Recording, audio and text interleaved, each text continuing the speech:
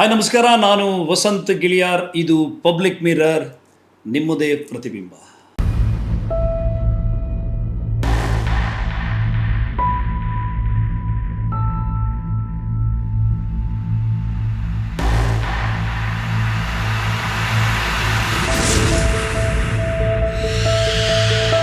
ಮತ್ತೆ ಪುನಃ ನಾವು ಬಂದಿದ್ದೇವೆ. ಏನಾಯಿತು ಮಗಳೇ ಎನ್ನುವಂಥ ಎಪಿಸೋಡನ್ನು ನೀವು ಈಗಾಗಲೇ ಗಮನಿಸಿದ್ದೀರಿ. ಮತ್ತೆ ಆ ಸ್ಟೋರಿಗೆ ಸಂಬಂಧಪಟ್ಟಂಥ ವಿಚಾರ ಭುಗಿಲಿದ್ದಿದೆ, ಅಪಪ್ರಚಾರ ನಡೀತಾ ಇದೆ, ಸುಳ್ಳು ಸುದ್ದಿ ಬೆಂಕಿಯಂತೆ ಹಬ್ಬಿ ಹರಡ್ತಾ ಇದೆ. ಇದಕ್ಕೆ ಸರಿಯಾದಂಥ ಉತ್ತರವನ್ನು ಕೊಡಬೇಕು, ಮತ್ತು ಆ ಏನಾಯಿತು ಮಗಳೇ ಎನ್ನುವಂತಹ ಎಪಿಸೋಡ್ಗೆ ಒಂದು ಕನ್ಕ್ಲೂಷನ್ ಕೊಡಬೇಕು ಎನ್ನುವ ಕಾರಣಕ್ಕೆ ನಾವು ಮತ್ತೆ ಬಂದಿದ್ದೇವೆ. ವೀಕ್ಷಕರೇ, ನಿಮಗೀಗ ನಾನು ಸೌಜನ್ಯ ಪ್ರಕರಣವನ್ನು ಸ್ವಲ್ಪ ಬ್ರೀಫಾಗಿ ಎಕ್ಸ್ಪ್ಲೇನ್ ಮಾಡ್ತಾ ಹೋಗ್ತೀನಿ. ಧರ್ಮಸ್ಥಳದ ಪಕ್ಕದಲ್ಲೇ ಇರುವಂಥ ಒಂದು ಪುಟ್ಟ ಹಳ್ಳಿ, ಪಾಂಗಾಳ ಅಂತೇಳಿ ಒಂದು ಗ್ರಾಮ. ಅದು ಆ ಗ್ರಾಮದಲ್ಲಿದ್ದಂಥ ಹುಡುಗಿ ಉಜಿರೆ SDM ಕಾಲೇಜಿನಲ್ಲಿ ದ್ವಿತೀಯ PUC ವ್ಯಾಸಂಗ ಮಾಡ್ತಾಯಿದ್ರು. ಆ ದಿವಸ ಆಕೆಯ ಮನೆಯಲ್ಲಿ ಹೊಸ ಅಕ್ಕಿ ಊಟ, ಹಾಗಾಗಿ ಬೆಳಿಗ್ಗೆ ಕಾಲೇಜಿಗೆ ಹೋಗ್ತಾಳೆ. ಕಾಲೇಜಿಗೆ ಹೋದ ಸೌಜನ್ಯ ಮಧ್ಯಾಹ್ನ ವಾಪಸ್ ಬರ್ತೀನಿ ಅಂತ ಅಂದ್ಕೊಂಡಿದ್ಲು. ಆದರೆ ಆ ದಿವಸ ಕಾಲೇಜಲ್ಲಿ ಸ್ಪೆಷಲ್ ಕ್ಲಾಸ್ ಇತ್ತು. ಆ ಕಾರಣಕ್ಕೆ ಆಕೆ ಮಧ್ಯಾಹ್ನ ಬರೋಕ್ಕೆ ಆಗೋದಿಲ್ಲ. ಸಂಜೆ 3:30-4 ಗಂಟೆಗೆ ಕಾಲೇಜಿಂದ ಹೊರಟಂಥ ಸೌಜನ್ಯ ತನ್ನ ಗೆಳತಿಯರ ಜೊತೆಗೆ ಯಥಾವತ್ತು ಬಸ್ನಲ್ಲಿ ಪ್ರಯಾಣವನ್ನು ಮಾಡ್ತಾಳೆ. ನೇತ್ರಾವತಿ ಸ್ನಾನಘಟ್ಟದ ಬಳಿ ಬಸ್ನಿಂದ ಇಳಿತಾಳೆ. ಇಳಿದು ಮನೆ ಕಡೆ ನಡೆದು ಬರುವ ದಾರಿಯಲ್ಲಿ ಪ್ರಕೃತಿ ಚಿಕಿತ್ಸಾ ಕೇಂದ್ರ ಇದೆ. ಆಕೆ ಹಾದು ಹೋಗುವುದನ್ನು ಪ್ರಕೃತಿ ಚಿಕಿತ್ಸಾ ಕೇಂದ್ರದ ಕಾವಲುಗಾರ ನೋಡಿರ್ತಾರೆ. ಅದಾದ ನಂತರ ಸೌಜನ್ಯಳನ್ನು ಯಾರೂ ಕೂಡ ನೋಡಿರೋದಿಲ್ಲ. ಅವತ್ತು 4:15 ಆಯಿತು, 5:15 ಆಯಿತು, 6 ಗಂಟೆ ಆದರೂ ಕೂಡ ಸೌಜನ್ಯ ಮನೆಗೆ ಬಂದಿರೋದಿಲ್ಲ. ಈ ಕಾರಣಕ್ಕೆ ಸೌಜನ್ಯಳ ತಾಯಿ ಆಕೆಯ ಸ್ನೇಹಿತೆಯರನ್ನು ವಿಚಾರಿಸ್ತಾರೆ. ಅವರೆಲ್ಲರೂ ಕೂಡ ಆಗಲೇ ಹೋದ್ಲಲ್ಲ ಅಂತೇಳಿ ಉತ್ತರ ಕೊಡ್ತಾರೆ. ನಂತರ ಆತಂಕಕ್ಕೆ ಬೀಳುವಂಥ ಸೌಜನ್ಯಳ ತಾಯಿ ಕುಸುಮಾವತಿಯವರು ಸಹೋದರ ವಿಠಲ್ ಗೌಡ್ರಿಗೆ ಕಾಲ್ ಮಾಡಿ ವಿಚಾರಿಸ್ತಾರೆ. ನನಗೂ ಕೂಡ ಆಗಲೇ ಸಿಕ್ಕಿ ಹೋದ್ಲು ಅಂತೇಳಿ ವಿಠಲ್ ಗೌಡ್ರು ಉತ್ತರವನ್ನು ಕೊಡ್ತಾರೆ. ಅದರ ನಂತರ ಎಲ್ಲರೂ ಸೇರಿ ಗಾಬರಿಗೆ ಬೀಳುವಂಥದ್ದು. ಸೌಜನ್ಯ ಮನೆಗೆ ಬಂದಿಲ್ಲ, ಸ್ನೇಹಿತೆಯರ ಮನೆಗೂ ಹೋಗಿಲ್ಲ, ಹಾಗಿದ್ರೆ ಎಲ್ಲಿ ಹೋದ್ಲು? ಬಾಯಿಂದ ಬಾಯಿಗೆ ಈ ಸುದ್ದಿ ಹರಡ್ತಾ ಅದು ಕಾಡ್ಗಿಚ್ಚಿನ ರೂಪವನ್ನು ಪಡೆಯುತ್ತೆ. ಅಂತೇಳಿದರೆ ಆ ಕಾಲಕ್ಕೆ ದಕ್ಷಿಣ ಕನ್ನಡ ಜಿಲ್ಲೆಯಲ್ಲಿ ಲವ್ ಜಿಹಾದ್ ಬೆಂಕಿ ಹೊತ್ತಿ ಉರಿತಾ ಇತ್ತು. ಹಾಗಿನದ್ದೇನಾದರೂ ಪ್ರಕರಣದಲ್ಲಿ ಈ ಹುಡುಗಿ ತಗಲಾಕೊಂಡ್ಲ ಎನ್ನುವಂಥ ಅನುಮಾನ ಆ ಹೊತ್ತಿಗೆ ಒಂದು ರೀತಿಯ ಆಕ್ರೋಶವನ್ನು ಕೂಡ ಭುಗಿಲೇಳಿಸ್ತದೆ. ಒಟ್ಟಾರೆ ಸಾರ್ವಜನಿಕರು ಎಲ್ಲರೂ ಸೇರಿ ಸೌಜನ್ಯಳನ್ನು ಹುಡುಕುವಂಥ ಪ್ರಯತ್ನಗಳಿದ್ದಾರೆ. ಆಕೆಯ ಸಂಬಂಧಿಕರ ಮನೆಯಲ್ಲಿ ಒಟ್ಟಾರೆ ಎಲ್ಲ ಕಡೆ ವಿಚಾರಿಸಿದ್ರು ಕೂಡ ಎಲ್ಲೂ ಕೂಡ ಸೌಜನ್ಯಳ ಸುಳಿವಿರೋದಿಲ್ಲ. ಇಲ್ಲಿ ಭಾಳ ಮುಖ್ಯವಾದಂಥ ಅಂಶ ಮತ್ತು ಗಮನಿಸಬೇಕಾದ ಅಂಶ ಏನಂದರೆ, ಆ ದಿವಸ ಜೋರಾದಂಥ ಮಳೆ ಇತ್ತು. ನೇತ್ರಾವತಿ ಏನು ಪ್ರಕೃತಿ ಚಿಕಿತ್ಸಾ ಕೇಂದ್ರದ ಆ ದಾರಿಯ ಪಕ್ಕದಲ್ಲಿ ಒಂದು ಪುಟ್ಟದಾದಂಥ ತೊರೆ ಹರಿತಾ ಇತ್ತು. ಸಾಮಾನ್ಯವಾಗಿ ಆ ತೊರೆಯಲ್ಲಿ ಮಳೆ ಇಲ್ಲದ ಕಾಲದಲ್ಲಿ 1-1.5 ಅಡಿ ನೀರು ಹರಿತಾ ಇದ್ದರೆ, ಮಳೆ ಬರುವಂಥ ಸಂದರ್ಭದಲ್ಲಿ 6-6.5 ಅಡಿ ನೀರು ಹರಿತದೆ ಎನ್ನುವಂಥದ್ದೊಂದು ಆ ಸ್ಥಳೀಯರು ಹೇಳುವಂಥ ಮಾತು. ಮಳೆ ಜೋರಾಗಿರುವ ಕಾರಣಕ್ಕೆ, ಕತ್ತಲಾಗಿರುವ ಕಾರಣಕ್ಕೆ ಬಹುಶಃ ಆ ತೊರೆಯನ್ನು ದಾಟಿ ಯಾರೂ ಕೂಡ ಕಾನನದಲ್ಲಿ ಆಕೆಯನ್ನು ಹುಡುಕುವಂಥ ಪ್ರಯತ್ನವನ್ನು ಮಾಡಿರಲಿಕ್ಕಿಲ್ಲ. ಹಾಗೆ ಪ್ರಕರಣ ಒಂದು ರಾತ್ರಿಯನ್ನು ಕಳೆಯುತ್ತೆ. ರಾತ್ರಿಯೆಲ್ಲ ಎಲ್ಲ ಕಡೆ ಹುಡುಕಾಡ್ತಾರೆ. ಮರುದಿನ ಮತ್ತೆ ಹುಡುಕಾಟ ಶುರುವಾಗ್ತದೆ. ಬೇರೆ ಬೇರೆ ಭಾಗದಿಂದ ಜನ ಬಂದು ಸೇರಿಡ್ತಾರೆ. ಪೊಲೀಸರಿಗೂ ಮಾಹಿತಿ ಹೋಗಿರುತ್ತೆ. ಪೊಲೀಸರು ಕೂಡ ಈ ಹುಡುಕಾಟದಲ್ಲಿ ಸೇರಿಕೊಳ್ತಾರೆ. ಮರುದಿನ ಅಂತ ಹೇಳಿದರೆ 10ನೇ ತಾರೀಕು ಬೆಳಿಗ್ಗೆ ಅಂದಾಜು 10 ಗಂಟೆ ಸುಮಾರಿಗೆ ಸೌಜನ್ಯಳ ಮೃತದೇಹ ಅತ್ಯಂತ ಭಯಾನಕವಾದ ರೀತಿಯಲ್ಲಿ ಆ ಕಾಡಿನಲ್ಲಿ ಪತ್ತೆಯಾಗಿದೆ. ಯಾವ ರೀತಿ ಸೌಜನ್ಯಳ ಮೃತದೇಹ ಕಾಣಸಿಕ್ಕಿತ್ತು ಅಂತ ಹೇಳಿದರೆ, ಆ ಹುಡುಗಿಯ ಕಾಲೇಜಿನ ID ಕಾರ್ಡ್ನ ಟ್ಯಾಗ್ ಮೂಲಕ ಆಕೆಯ ಕೊರಳನ್ನು ಜೀರಲಾಗಿತ್ತು. ಆ ಭಾಗದಲ್ಲಿ ಸ್ಟ್ರಗಲ್ ಮಾರ್ಕ್ ಕಾಣಿಸ್ತಾ ಇತ್ತು. ಆಕೆಯ ಕೈಯನ್ನು ಮರದ ಬೇರಿಗೆ ಕಟ್ಟಲಾಗಿತ್ತು. ಹುಡುಗಿಯ ದೇಹ ವಿವಸ್ತ್ರವಾಗಿ ಬಿದ್ದಿತ್ತು. ಅತ್ಯಂತ ಹೃದಯ ವಿದ್ರಾವಕವಾದಂಥ ಒಂದು ಚಿತ್ರಣವಾಗಿ ಆ ದಿವಸ ಸೌಜನ್ಯ ಕಾಣಸಿಕ್ಕಿತು. ಈ ಸಂದರ್ಭದಲ್ಲಿ ಏನಾಗತ್ತೆ ಅಂತ ಹೇಳಿದರೆ, ಪ್ರಾಥಮಿಕವಾಗಿ ಏನೇನು ಒಂದು ಸುರಕ್ಷತಾ ಕ್ರಮವನ್ನು ತೆಗೆದುಕೊಳ್ಳಬೇಕು ಆ ವಿಚಾರದಲ್ಲಿ ಆ ಸಂದರ್ಭ ವೈಫಲ್ಯತೆಗೆ ನಾಂದಿಯನ್ನು ಹಾಡ್ತದೆ. ನೂರಾರು ಜನ ನೂಕುನುಗ್ಗಲಾಗಿ ಆ ಜಾಗಕ್ಕೆ ಬರುವಂಥದ್ದು, ಅಲ್ಲಿರುವಂಥ ಸಾಂದರ್ಭಿಕ ಸಾಕ್ಷ್ಯಗಳನ್ನು ನಾಶ ಮಾಡುವಂಥದ್ದು ನಡೀತದೆ. ಇಲ್ಲಿ ಮತ್ತೊಂದು ಗಂಭೀರವಾದಂಥ ವಿಚಾರ ಏನು ಅಂತ ಹೇಳಿದರೆ, ಮಳೆ ಬರ್ತಾ ಇದ್ದ ಕಾರಣಕ್ಕೆ ಡಾಗ್ ಸ್ಕ್ವಾಡ್ ಆ ಸ್ಥಳಕ್ಕೆ ಬಂದರೂ ಕೂಡ ನಾಯಿಗಳು ಸ್ಮೆಲ್ ಡಿಟೆಕ್ಟ್ ಮಾಡೋದರಲ್ಲಿ ವಿಫಲಗೊಳ್ತವೆ. ಎಲ್ಲ ಕಾರಣಕ್ಕೆ ಸೌಜನ್ಯಳ ಕೊಲೆ ಒಂದು ದೊಡ್ಡ ದುರಂತವಾಗಿ ನಿಜವಾದ ಆರೋಪಿ ಯಾರು ಎನ್ನುವುದನ್ನು ಹುಡುಕಲಿಕ್ಕೆ ಹರಸಾಹಸ ಪಡಬೇಕಾದಂಥ ಘಟನೆಯಾಗಿ ಪರಿಣಮಿಸ್ತದೆ. ವೀಕ್ಷಕರೇ, ಆ ದಿವಸ ಇನ್ನೊಂದು ಘಟನೆ ನಡೆಯುತ್ತೆ. ರಾತ್ರಿಯೆಲ್ಲ ಹುಡುಕಿದ್ರು ಕೂಡ ಸೌಜನ್ಯ ಕಾಣಿಸದೇ ಇದ್ದಾಗ ಸೌಜನ್ಯಳ ಅಜ್ಜ ಮತ್ತು ಕುಟುಂಬಿಕರು ಧರ್ಮಸ್ಥಳದ ಧರ್ಮಾಧಿಕಾರಿಯಾದಂಥ ವೀರೇಂದ್ರ ಹೆಗ್ಗಡೆಯವರಲ್ಲಿ ಹೋಗಿ ಈ ವಿಷಯವನ್ನು ಹೇಳ್ತಾರೆ.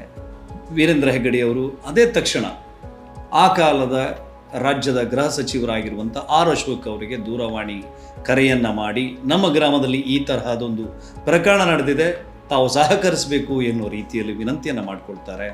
ಪೊಲೀಸ್ ಇಲಾಖೆ ಕೂಡ ಆ ಸಂದರ್ಭದಲ್ಲಿ ತುರ್ತಾಗಿ ಸ್ಪಂದಿಸುತ್ತೆ. ಊರಿಗೆ ಊರೇ ನಾಕಾಬಂದಿಯನ್ನು ಕೂಡ ಹಾಕಲಾಗಿರ್ತದೆ.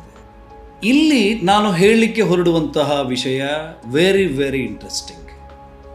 ಸೌಜನ್ಯ ಮರ್ಡರ್ ಆಗಿ ಹಿಂದಿನ ದಿನ 4:04 ಅಂದಾಜು ಆಕೆಯ ಕೊಲೆಯಾದರೆ ಆಕೆಯ ಮೃತದೇಹ ಸಿಗುವಂಥದ್ದು ಮರುದಿನ 10 ಗಂಟೆಗೆ.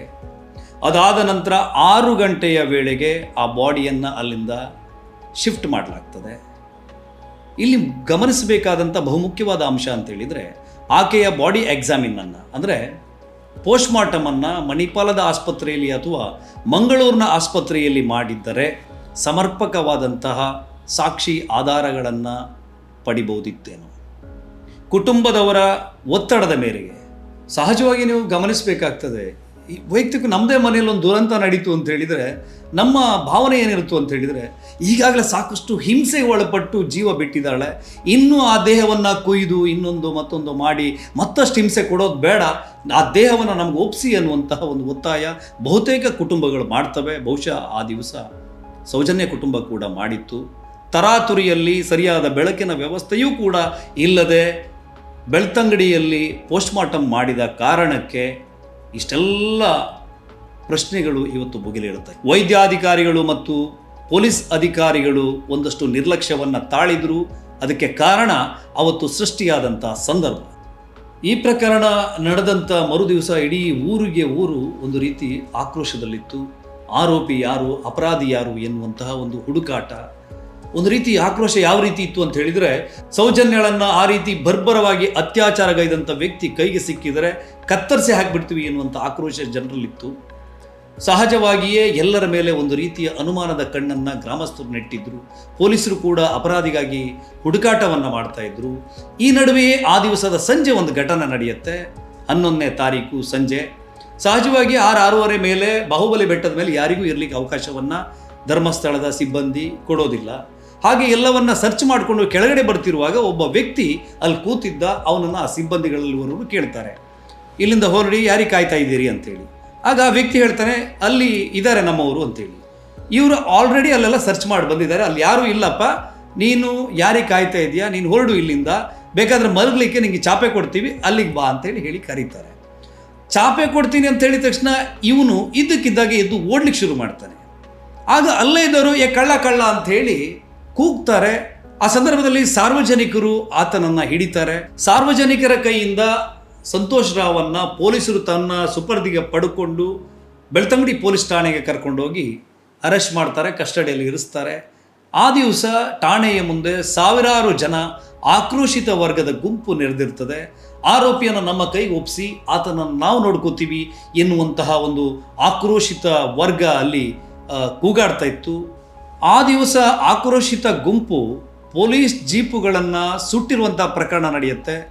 ಇದೇ ಸಂದರ್ಭದಲ್ಲಿ ಪೊಲೀಸರು ಮಹೇಶ್ ಶೆಟ್ಟಿ ತಿಮರೋಡಿಯವರ ಮೇಲೆ ಒಂದು ಪ್ರಕರಣವನ್ನು ಕೂಡ ದಾಖಲು ಮಾಡ್ತಾರೆ. ಇದು ಬೇರೆ ಬೇರೆ ಬೆಳವಣಿಗೆಯನ್ನು ಪಡೆದುಕೊಳ್ಳುತ್ತದೆ. ಮಹೇಶ್ ಶೆಟ್ಟಿಯವರ ಮೇಲೆ ಪ್ರಕರಣ ದಾಖಲಾಗಲಿಕ್ಕೆ ಧರ್ಮಸ್ಥಳದವರೇ ಕಾರಣ ಎನ್ನುವಂಥ ಒಂದು ಸುದ್ದಿಯನ್ನು ಹರಿಯಬಿಡಲಾಗ್ತದೆ. ಈ ಕಾರಣಕ್ಕೆ ಆಕ್ರೋಶಿತರಾಗುವಂಥ ಮಹೇಶ್ ಶೆಟ್ಟಿ ತಿಮರೋಡಿಯವರು ಹೆಂಗಾದರೂ ಮಾಡಿ ಧರ್ಮಸ್ಥಳದವರಿಗೆ ಬುದ್ಧಿ ಕಲಿಸಬೇಕು ಎನ್ನುವ ನಿಟ್ಟಿನಲ್ಲಿ ಈ ಪ್ರಕರಣದ ಮೇಲೆ ನಮಗೆ ಅನುಮಾನ ಇದೆ, ಇದು ಹೆಚ್ಚಿನ ತನಿಖೆಗೆ ಒಳಪಡಬೇಕು, ಇದರ ಹಿಂದೆ ಬೇರೆ ಬೇರೆ ಕಾಣದ ಕೈಗಳಿವೆ ಎನ್ನುವಂಥ ಅನುಮಾನ ಇದೆ ಎನ್ನುವ ನಿಟ್ಟಿನಲ್ಲಿ ಆ ಸಂದರ್ಭದ ಭಾವನಾತ್ಮಕವಾದಂಥ ಆ ವಿಚಾರವನ್ನು ಇರಿಸಿಕೊಂಡು ಪ್ರತಿಭಟನೆಗೆ ಕರೆಯನ್ನು ಕೊಡ್ತಾರೆ. ಸ್ವಾಮೀಜಿಯೊಬ್ಬರು ಈ ಪ್ರತಿಭಟನೆಗೆ ಸಹಕಾರವನ್ನು ನೀಡ್ತಾರೆ. ಆಕ್ರೋಶಿತ ವರ್ಗ ದೊಡ್ಡ ಮಟ್ಟದಲ್ಲಿ ಆ ದಿವಸ ಸಿಡಿದು ನಿಲ್ತದೆ. ಈ ಒಂದು ಆ ಫ್ಲೋವನ್ನು ಗಮನಿಸಿದ ಮಹೇಶ್ ಶೆಟ್ಟಿಯವರು ಇದನ್ನು ಗಟ್ಟಿಯಾಗಿ ಹಿಡ್ಕೊಂಡು ನನ್ನ ಬದುಕಿನ ಶಕ್ತಿಯನ್ನಾಗಿಸ್ಕೊಳ್ಬೇಕು ಎನ್ನುವ ವಿಚಾರಕ್ಕೆ ಬರ್ತಾರೋ ಏನೋ ಗೊತ್ತಿಲ್ಲ. ಅದರ ನಂತರ ನಡೆದಿರುವಂಥ ಘಟನಾವಳಿಗಳು ವೆರಿ ವೆರಿ ಇಂಟ್ರೆಸ್ಟಿಂಗ್. ಅದರ ನಂತರ ಪೊಲೀಸ್ ತನಿಖೆಯನ್ನು ನಾವು ನಂಬೋದಿಲ್ಲ, ಪೊಲೀಸ್ ಇಲಾಖೆ ಮೇಲೆ ನಮಗೆ ನಂಬಿಕೆ ಇಲ್ಲ, ಇದನ್ನು COD ಕೊಡಬೇಕು ಎನ್ನುವಂತಹ ಬೇಡಿಕೆಯನ್ನು ಹೋರಾಟಗಾರರು ನೀಡ್ತಾರೆ. ಸರಿ, ಕರ್ನಾಟಕ ರಾಜ್ಯ ಸರ್ಕಾರ ಈ ಪ್ರಕರಣವನ್ನು COD ಕೈಗೆ ಒಪ್ಪಿಸುತ್ತೆ. ಈ ನಡುವೆಯೇ ಸೌಜನ್ಯ ಕುಟುಂಬದವರನ್ನ ಮೀಡಿಯಾದವರು ಒಂದು ಕಡೆ ಪ್ರಶ್ನೆ ಮಾಡ್ತಾರೆ. ನಿಮಗೆ ಹೋರಾಟಗಾರರು ಹೇಳ್ತಿರುವ ಹಾಗೆ ಧರ್ಮಸ್ಥಳದವರು ಒತ್ತಡ ಹಾಕ್ತಾ ಇದ್ದಾರಾ ಎನ್ನುವ ರೀತಿಯಲ್ಲಿ ಬಹಳ ಸ್ಪಷ್ಟವಾಗಿ ಅವರು ಆ ದಿವಸ ಸೌಜನ್ಯಳ ತಾಯಿ, ಸೌಜನ್ಯಳ ತಂದೆ ಮತ್ತು ಸೌಜನ್ಯಳ ಮಾವ ವಿಠಲ್ ಗೌಡರು ಪ್ರೆಸ್ ಹೇಳಿಕೆ ಕೊಟ್ಟಿರುವಂಥ ವಿಡಿಯೋನ ನೀವಿಲ್ಲಿ ಗಮನಿಸಬಹುದು. ಧರ್ಮಸ್ಥಳದ ಎಲ್ಲರೂ ನಮಗೆ ಸಪೋರ್ಟ್ ಇದ್ದಾರೆ ಅಂತ ಎಲ್ಲಾ ಪೇಪರ್ ಹತ್ರ ಸಪೋರ್ಟ್ ಇದ್ದಾರೆ. ಧರ್ಮಸ್ಥಳದ ಎಲ್ಲ ಸಪೋರ್ಟ್ ನಮ್ಗೆ ಇದ್ದಾರೆ, ಸಪೋರ್ಟ್ ಇದ್ದಾರೆ. ಅವರ ಭಯ ಏನು ನಮಗೆ ಕೆಲವರು ಒತ್ತಾಯ ಮಾಡಿದ್ದಾರೆ. ಧರ್ಮಸ್ಥಳ ಯಾವ್ದು ಜಾಗ ಒತ್ತಡ ಉಂಟಾ ಅಂತ ಕೇಳಿದ್ರು. ಇಲ್ಲ, ಜಾಗ ಏನು ಒತ್ತಡ ಮಾಡ್ಲಿಲ್ಲ. ಫೋನಲ್ಲಿ ಏನಾದ್ರು ಇದು ಮಾಡ್ಬೇಕು ಕೇಳಿದ್ರು. ಇಲ್ಲ, ಯಾವುದು ಇದು ಮಾಡ್ಲಿಲ್ಲ, ನಮ್ಗೆ ಒತ್ತಡ ಮಾಡ್ಲಿಲ್ಲ. ಧರ್ಮಸ್ಥಳದ ಯಾರು ಇದು ಮಾಡ್ಲಿಲ್ಲ ನಮ್ಗೆ ಅಂತ ಎಲ್ಲ ಅಷ್ಟೇ ಹೇಳಿದಷ್ಟೇ. ಅದಕ್ಕೆ ಕೊಡ್ಬೇಡಿ, ಇದು ಕೊಡ್ಬೇಡಿ ಅಂದ್ರೆ ನಮ್ಗೆ ಒತ್ತಡ ಮಾಡ್ಲಿಲ್ಲ ಧರ್ಮಸ್ಥಳದವರು ಸಹ. ಯಾರು ನಿಮಗೆ ಕೆಲವು ಹೇಳ್ತಿದ್ರು, ನಿಮ್ಮ ಅಂಗಡಿ ಬಂದ್ ಮಾಡಿದಾರಂತೆ, ಹೋಟೆಲ್ ಬಂದ್ ಮಾಡಿದ್ರಂತೆ. ಇಲ್ಲ, ಆ ಥರ ನಮಗೆ ಇದು ಫೋನ್ ಬರಲಿಲ್ಲ, ನಮ್ಗೆ ಇಷ್ಟು ಮಾತಾಡಲಿಲ್ಲ ಅದ್ರ ಬಗ್ಗೆ. ಇಲ್ಲ, ಯಾವ ಹೇಳಿಕೆ ನಮ್ಗೆ ಬರಲಿಲ್ಲ. ನಮ್ಗೆ ಹೋಟ್ಲ್ ಎಲ್ಲ ಇದೆ, ನಮ್ಗೆ ಆ ಥರ ಯಾವ್ದು ಬಂದಿದೆ, ಇದು ಆ ಥರದ ಬೆದರಿಕೆ ಯಾವುದು ಬರಲಿಲ್ಲ ಅಂತ ಹೇಳಿದ. COD ತನಿಖೆಗೆ ಸರ್ಕಾರ ಇದನ್ನು ನೀಡಿದಾಗ ಇದನ್ನ ತನಿಖೆ ಮಾಡಲಿಕ್ಕೆ ಬರುವಂಥ ಅಧಿಕಾರಿಯ ಹೆಸರು ರುದ್ರಮುನಿ. ರುದ್ರಮುನಿಯವರ ಬ್ಯಾಕ್ ಸ್ಟೋರಿಗಳನ್ನು ನೀವು ಸ್ಟಡಿ ಮಾಡಿ ನೋಡಿದರೆ ಕರ್ನಾಟಕ ಕಂಡಿರುವಂಥ ಅತ್ಯಂತ ದಕ್ಷ ಪ್ರಾಮಾಣಿಕ ಅಧಿಕಾರಿ ಚಿತ್ರದುರ್ಗ ಮೂಲದ ರುದ್ರಮುನಿಯವರು ಈ ಪ್ರಕರಣವನ್ನು ಭೇದಿಸಲಿಕ್ಕೆ ಹೊರಡ್ತಾರೆ. ಹಲವಾರು ಸಾಕ್ಷಿಗಳನ್ನು ಜಾಲಾಡಿ ಒಂದು ಚಾರ್ಜ್ ಶೀಟನ್ನು ಸರ್ಕಾರಕ್ಕೆ ಸಲ್ಲಿಸ್ತಾರೆ. ರುದ್ರಮುನಿಯವರ ತನಿಖೆಯ ಪ್ರಕಾರ ಪೊಲೀಸ್ ಅವರು ಸಸ್ಪೆಕ್ಟ್ ಮಾಡಿದ ಹಾಗೆ ಸಂತೋಷ್ ರಾವೇ ನಿಜವಾದ ಆರೋಪಿ ಎನ್ನುವಂತಹ ಆರೋಪ ಪಟ್ಟಿಯನ್ನು ಸಲ್ಲಿಸಲಾಗ್ತದೆ. COD ಸಲ್ಲಿಸಿದಂಥ ಚಾರ್ಜ್ ಶೀಟ್ನಲ್ಲೂ ಕೂಡ ಪೊಲೀಸ್ ಇಲಾಖೆ ಈ ಮೊದಲೇ ಸಸ್ಪೆಕ್ಟ್ ಮಾಡಿದಂಥ ಆರೋಪಿ ಸಂತೋಷ್ ರಾವನ್ನೇ ಆರೋಪಿ ಎಂದು ಆರೋಪ ಪಟ್ಟಿಯನ್ನು ರುದ್ರಮುನಿಯವರು ಸಲ್ಲಿಸ್ತಾರೆ. ವೀಕ್ಷಕರೇ, ಈ ಪ್ರಕರಣವನ್ನು ಅತ್ಯಂತ ಗಂಭೀರ ಪ್ರಕರಣವಾಗಿ ಪರಿಗಣಿಸುವಂತಹ ರುದ್ರಮುನಿಯವರು ಹಲವಾರು ವಿಧದಲ್ಲಿ ಈ ತನಿಖೆಯನ್ನು ಮಾಡ್ತಾರೆ. ಮನೆಯವರಲ್ಲೂ ಕೂಡ ಕೇಳಿರ್ತಾರೆ. 10 ಸಾರಿ ನಿಮಗೆ ಬೇರೆ ಯಾವುದೇ ವ್ಯಕ್ತಿ ಮೇಲೆ ಅನುಮಾನ ಇದೆಯಾ ಎನ್ನುವ ಪ್ರಶ್ನೆಯನ್ನು ಕೇಳಿರ್ತಾರೆ. ಒಟ್ಟಿನಲ್ಲಿ ಮನೆಯವರಿಗೆ ಯಾವ ಅನುಮಾನವೂ ಕೂಡ ಇರೋದಿಲ್ಲ ಆ ಸಂದರ್ಭದಲ್ಲಿ. ಅದನ್ನು ಕೂಡ ಚಾರ್ಜ್ ಶೀಟ್ನಲ್ಲಿ ಅವರು ದಾಖಲು ಕೂಡ ಮಾಡಿರ್ತಾರೆ. ರುದ್ರಮುನಿಯವರು ಚಾರ್ಜ್ ಶೀಟನ್ನು ಸಲ್ಲಿಸುವಾಗಲೂ ಕೂಡ ಆರೋಪ ಪಟ್ಟಿಯಲ್ಲಿ ಇರುವ ಹೆಸರು ಒನ್ಸ್ ಅಗೈನ್ ಸಂತೋಷ್ ರಾವ್ದು. ನೀವು ಬಹಳ ಗಂಭೀರವಾಗಿ ಈ ಪ್ರಕರಣ ತಿರುವನ್ನು ತೆಗೆದುಕೊಳ್ಳುವುದು ಯಾವಾಗ ಎನ್ನುವ ಪ್ರಶ್ನೆಯನ್ನು ಕೇಳಿದರೆ ನಾನು ಹೇಳ್ತೇನೆ, ಅದೊಂದು TV ಚಾನಲ್ನ ಸ್ಟುಡಿಯೋದಲ್ಲಿ. ಸರಿಯಾಗಿ 1 ವರ್ಷದ ನಂತರ ಹೋರಾಟಗಾರ ಮಹೇಶ್ ಶೆಟ್ಟಿ ತಿಮರೋಡಿಯವರು TV9 ಸ್ಟುಡಿಯೋದ ಒಳಗಡೆ ಕೂತುಕೊಂಡು ಹೊಸ ಬಾಂಬನ್ನು ಸಿಡಿಸ್ತಾರೆ. ರಾತ್ರಿ ಬೆಳಗಾಗುವುದರ ಒಳಗಡೆ ಮತ್ತೆ ಸೌಜನ್ಯ ಪ್ರಕರಣ ಕಾಡ್ಗಿಜ್ಜಿನಂತೆ ಹರಡುತ್ತದೆ. ಆ ಸಂದರ್ಭದಲ್ಲಿ ಸ್ಟುಡಿಯೋದಲ್ಲಿ ಕುಳಿತವರಲ್ಲಿ ಸೌಜನ್ಯಳ ತಾಯಿ ಕುಸುಮಾವತಿ, ಮಾವ ವಿಠಲ್ ಗೌಡ ಕೂಡ ಇರ್ತಾರೆ. ಅಲ್ಲಿ ಮೊದಲ ಬಾರಿಗೆ 3 ಯುವಕರ ಹೆಸರನ್ನು ಪ್ರಸ್ತಾಪ ಮಾಡಲಾಗ್ತದೆ. ಮಲ್ಲಿಕ್ ಜೈನ್, ಧೀರಜ್ ಕೆಲ್ಲ ಮತ್ತು ಉದಯ್ ಜೈನ್. ಅದರ ಜೊತೆಗೆ ಸ್ಫೋಟಕವಾಗುವಂಥ ಇನ್ನೊಂದು ಹೆಸರು ಧರ್ಮಸ್ಥಳದ ಧರ್ಮಾಧಿಕಾರಿಗಳ ಕುಟುಂಬಕ್ಕೆ ಸೇರಿದಂಥ ವ್ಯಕ್ತಿ ನಿಶ್ಚಲ್ ಜೈನ್. ಹೋರಾಟಗಾರರ ಈ ನಡಾವಳಿ ಎನ್ನುವುದು ಬಹಳ ದೊಡ್ಡ ಒಂದು ಮಹಾಸ್ಫೋಟಕ್ಕೆ ಕಾರಣ ಆಗುತ್ತೆ. ಎಲ್ಲಿಯ ತನಕ ಧರ್ಮಸ್ಥಳದ ಧರ್ಮಾಧಿಕಾರಿಗಳನ್ನು ದೇವರು ಎನ್ನುವ ರೀತಿಯಲ್ಲಿ ಜನ ಭಾವಿಸಿ ನಮಸ್ಕರಿಸ್ತಾ ಇದ್ದರು, ಅವರ ಮೇಲೆ, ಅವರ ಶುಭ್ರ ವ್ಯಕ್ತಿತ್ವದ ಮೇಲೆ ಕಪ್ಪು ಚುಕ್ಕಿಯನ್ನು ಎರಚುವಂತಹ ಸಂದರ್ಭ ಇಲ್ಲಿ ಸೃಷ್ಟಿಯಾಗತ್ತೆ. ಆದರೆ ಧರ್ಮಸ್ಥಳದ ಧರ್ಮಾಧಿಕಾರಿಗಳೇ ಖುದ್ದಾಗಿ ಆ ದಿವಸ ಮಾತನಾಡ್ತಾರೆ. ಈ ಪ್ರಕರಣದಲ್ಲಿ ನಮ್ಮ ಕುಟುಂಬದವರ ಹೆಸರು ಬಂದಿರುವ ಕಾರಣಕ್ಕೆ ಮುಂದಿನ ಎಲ್ಲ ತನಿಖೆಗೂ ಕೂಡ ನಾವು ಸಹಕಾರವನ್ನು ಕೊಡ್ತೇವೆ, ಯಾವುದೇ ಹಂತದ ತನಿಖೆಯನ್ನಾದರೂ ಸರ್ಕಾರ ಮಾಡಬಹುದು ಎನ್ನುವಂಥ ವಚನವನ್ನು ಕೂಡ ನೀಡ್ತಾರೆ. ತಮಗೆಲ್ಲ ಗೊತ್ತಿದ್ದ ಹಾಗೆ 11ನೇ ತಾರೀಕು ಮತ್ತು ನಿನ್ನೆ 12ನೇ ತಾರೀಕಿನಂದು TV9ನಲ್ಲಿ ಬಹಳ ವಿಶೇಷವಾಗಿ ಕೆಲವು ವಿಷಯಗಳನ್ನು ಪ್ರಸ್ತಾಪ ಮಾಡಿ ಶ್ರೀ ಕ್ಷೇತ್ರ ಧರ್ಮಸ್ಥಳದ ಮೇಲೆ ಅನೇಕ ಅವಹೇಳನಕಾರಿ ಮಾತು, ಅಪವಾದದ ಮಾತುಗಳು ಮತ್ತು ಟೀಕೆಗಳನ್ನು ಕೂಡ ಮಾಡಿದ್ದಾರೆ. ಇದನ್ನು ತಾವೆಲ್ಲ ಗಮನಿಸಿದ್ದೀರಿ. ಮುಖ್ಯವಾಗಿ ಈ ಎಲ್ಲ ಘಟನೆ ಜೋಡಿಸಿದ್ದು ಮತ್ತು ಇದನ್ನು ಆರಂಭಿಸಿದ್ದು ಒಂದು ಮಗು, ನಮ್ಮ ಕಾಲೇಜಿನ ವಿದ್ಯಾರ್ಥಿನಿ ಕುಮಾರಿ ಸೌಜನ್ಯ ಅನ್ನುವವಳು ನೇತ್ರಾವತಿ ನದಿಯಿಂದ ಅವಳ ಮನೆಗೆ ಹೋಗುವಾಗ ಅವಳನ್ನು ಯಾರೋ ಅಪಹರಿಸಿ ಅವಳ ಮೇಲೆ ದೌರ್ಜನ್ಯ ಎಸಗಿದ್ದಾರೆ ಮತ್ತು ಕೊಲೆ ಮಾಡಿದ್ದಾರೆ ಅನ್ನುವ ಮಾತು ಬಂತು. ಆ ತಕ್ಷಣ ಅವರು ನಮ್ಮ ಗ್ರಾಮಸ್ಥರೇ ಆದದ್ರಿಂದ, ನಮ್ಮ ಪ್ರತಿಯೊಂದು ಕ್ಷೇತ್ರದ ಸೇವೆಗಳಿಗೆ ಬರುವವರಾದ್ದರಿಂದ ಅವರು ಬಂದು ನನಗೆ ವಿಷಯವನ್ನು ಪ್ರಸ್ತಾಪಿಸಿದರು. ನಾನು ಕೇಳಿ ಎಷ್ಟು ಸಂಕಟಪಟ್ಟೆ ಅಂದರೆ ತಕ್ಷಣ ಗೃಹ ಸಚಿವರಿಗೆ ನೇರವಾಗಿ ಫೋನ್ ಮಾಡಿ ಅವರಿಂದಲೇ ಎಲ್ಲ ಪೊಲೀಸ್ ಅಧಿಕಾರಿಗಳಿಗೆ ಮಾಹಿತಿ ಕೊಡುವಂತೆ ಸೂಚಿಸಿದ್ದೆ. ಆ ಬಳಿಕ ಮಾನ್ಯ ಅಶೋಕ್ರವರು ಗೃಹ ಸಚಿವರು ನೇರವಾದ ಕ್ರಮ ಕೈಗೊಂಡರು ಮತ್ತು ಆ ಬಗ್ಗೆ ತನಿಖೆ ಪ್ರಾರಂಭ ಆಯಿತು. ಆ ಬಳಿಕ ಒಬ್ಬ ಆರೋಪಿಯನ್ನು ಅವರು ಬಂಧಿಸಿ ಈತನೇ ಈ ಕೃತ್ಯಕ್ಕೆ ಅಪರಾಧಿ ಅಂತ ಗುರುತಿಸಿ ಆತನನ್ನು ಈಗ FIR ಅವರ ಮೇಲೆ ದಾಖಲು ಮಾಡಿದ್ದಾರೆ. ಈ ಮಧ್ಯೆ ಅವರ ಕುಟುಂಬಸ್ಥರು ಮತ್ತು ಇತರರಿಗೆ ಇನ್ನೂ ಯಾರಾದರೂ ಕೆಲವರು ಇದರ ಜೊತೆ ಸೇರಿರಬಹುದು ಅನ್ನುವ ಸಂದೇಹ ಇತ್ತು. ಈ ಸಂದೇಹಕ್ಕೆ ಕೂಡ ನಾನು ಮತ್ತೆ ಒಂದು ಮೀಟಿಂಗ್ ಆದಾಗ ಇದು CBI ತನಿಖೆಗೆ ಇದನ್ನು ಒಪ್ಪಿಸಬೇಕು ಮತ್ತು ಇದರ ಜೊತೆಗೆ ಯಾರಾದರೂ ಬೇರೆ ಶಾಮೀಲಾಗಿದ್ದರೂ ಕೂಡ ತಕ್ಷಣ ಇದರ ಬಗ್ಗೆ ತನಿಖೆ ಮಾಡಬೇಕು ಅಂತ ನಾನು ಸೂಚಿಸಿದ್ದೆ.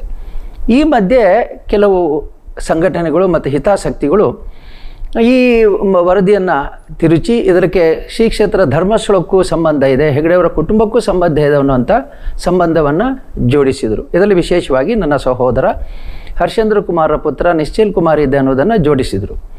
ಇಲ್ಲಿ ತಮ್ಮೆಲ್ಲರ ಗಮನಕ್ಕೆ ನಾನು ತರಬಯಸೋದು ಏನು ಅಂತಂದರೆ, ಈ ಮಗು ಅವನು ಈಗ ಅಮೇರಿಕಾದಲ್ಲಿ ವ್ಯಾಸಂಗ ಮಾಡ್ತಾ ಇದ್ದಾನೆ, ನ್ಯೂಯಾರ್ಕ್ನಲ್ಲಿ ಇದ್ದಾನೆ. ಇಲ್ಲಿ ತಮಗೆ ನಾನು ತೋರಿಸುವಂಥ ಈ ಪತ್ರದಲ್ಲಿ ಆತ ಆಗಸ್ಟ್ 12ನೇ ತಾರೀಕಿನಂದು 21ರಂದು 2012ರಂದು ಅಮೇರಿಕದ ನ್ಯೂಯಾರ್ಕ್ ಯೂನಿವರ್ಸಿಟಿಗೆ ತೆರಳಿದ್ದು, ಅವನು ಹಿಂದಿರುಗಿದ್ದು 28ನೇ ಡಿಸೆಂಬರ್ 2012ರಂದು. ಅಂದರೆ ಈ ಘಟನೆ ಆದ ದಿವಸ ಅವನು ಅಮೇರಿಕಾದಲ್ಲಿದ್ದಾನೆ.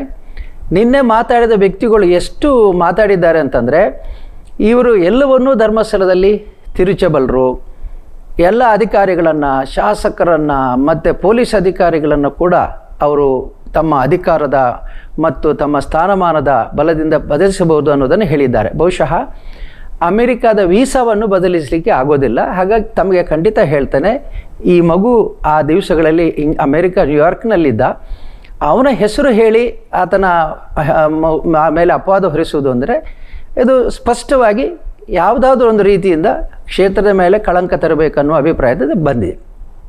ನಾವು ಮತ್ತು ಇನ್ನೊಮ್ಮೆ ಹೇಳೋದು, ಸೌಜನ್ಯಳ ಬಗ್ಗೆ ಅದು ನಮ್ಮ ಗ್ರಾಮದ ಮಗು ಅನ್ನುವ ಭಾವನೆ ಇದೆ. ಆ ಮಗುವಿನ ಬಗ್ಗೆ ಯಾರೋ ಅಪರಾಧಿಗಳಿರಲಿ ಅವರನ್ನು ಬಂಧಿಸಬೇಕು ಅಥವಾ ಅವರ ಮೇಲೆ ಸರಿಯಾದ ತನಿಖೆ ನಡೆಯಬೇಕು, CBIಗೆ ಒಪ್ಪಿಸಬೇಕು. ಮಾನ್ಯ ಮುಖ್ಯಮಂತ್ರಿಗಳಲ್ಲಿ ಕೂಡ ನಾನು ಇದನ್ನು ಕೋರಿಕೆ ಮಾಡ್ತೇನೆ. ನಮ್ಮ ಶಾಸಕ ವಸಂತ ಬಂಗೇರಲ್ಲಿ ಕೂಡ ನಾನು ಈ ಮಾತನ್ನು ಹೇಳ್ತೇನೆ.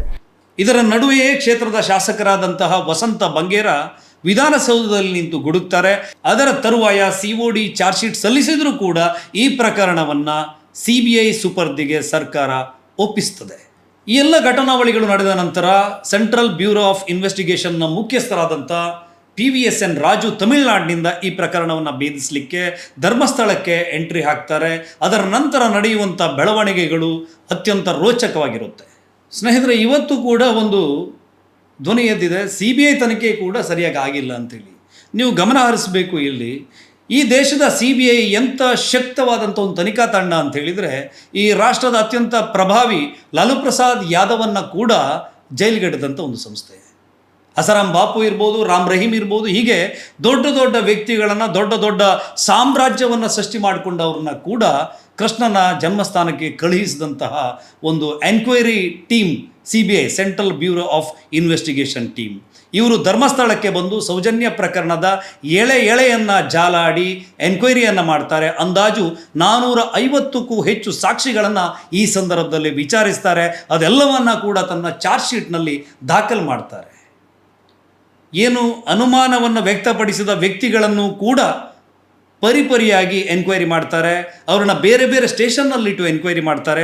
ಅವ್ರನ್ನ ಎನ್ಕ್ವೈರಿ ಮಾಡುವಂಥ ಸಂದರ್ಭದಲ್ಲೇ ಅವರ ಟವರ್ ಲೊಕೇಶನ್ ಆ ಸಂದರ್ಭದಲ್ಲಿ ಎಲ್ಲಿತ್ತು ಎನ್ನುವ ವರದಿಯನ್ನು ಕೂಡ ತರಿಸ್ಕೊಂಡು ಅವ್ರನ್ನ ವಿಚಾರಣೆ ಮಾಡ್ತಾರೆ. ಈ ಸಂದರ್ಭದಲ್ಲಿ ಹೋರಾಟಗಾರರು ಯಾರ ಮೇಲೆ ಆರೋಪವನ್ನು ಹಾಕಿದ್ದಾರೆ ಅವರನ್ನು ಪರಿಪರಿಯಾಗಿ CBI ತನಿಖೆಗೆ ಒಳಪಡಿಸ್ತದೆ. ಅದನ್ನು ಚಾರ್ಜ್ ಶೀಟನ್ನು ಕೂಡ ದಾಖಲು ಮಾಡ್ತದೆ. ಆದರೆ ಚಾರ್ಜ್ ಶೀಟ್ನಲ್ಲಿ ಇವರ ಹೆಸರು ಇವರನ್ನ ತನಿಖೆ ಮಾಡಿರೋದು ಉಲ್ಲೇಖವಾಗಿರುತ್ತದೆ ಹೊರತು ಇವರನ್ನ ಆರೋಪ ಪಟ್ಟಿಯ ಒಳಗಡೆ ಸೇರಿಸಿರೋದಿಲ್ಲ. ಆದರೂ ಕೂಡ ಊರಿನಲ್ಲಿ ಹೋರಾಟಗಾರರು ಮತ್ತೆ ಮತ್ತೆ ಆ ಹೆಸರನ್ನೇ ತರ್ತಾ ಇದ್ದಾರೆ. ಈ ನಡುವೆ ಪುನಃ ಉದಯ್ ಜೈನ್, ಮಲ್ಲಿಕ್ ಜೈನ್ ಮತ್ತು ಧೀರಜ್ ಕೆಲ್ಲಾ ಹೆಸರು ಜೊತೆಗೆ ನಿಶ್ಚಲ್ ಜೈನ್ ಕೂಡ ಈ ಪ್ರಕರಣದಲ್ಲಿ ಇದ್ದೇ ಇದ್ದಾನೆ ಎನ್ನುವಂತಹ ಆರೋಪವನ್ನು ಹೋರಾಟಗಾರರು ಮಾಡ್ತಾರೆ. ಆದರೆ ನಿಶ್ಚಲ್ ಜೈನ್ ಆ ಸಂದರ್ಭದಲ್ಲಿ ವಿದೇಶದಲ್ಲಿ ಇದ್ದ ಎನ್ನುವುದಕ್ಕೆ ಪೂರಕ ದಾಖಲೆಗಳನ್ನು CBI ಸಂಗ್ರಹಿಸಿರ್ತದೆ.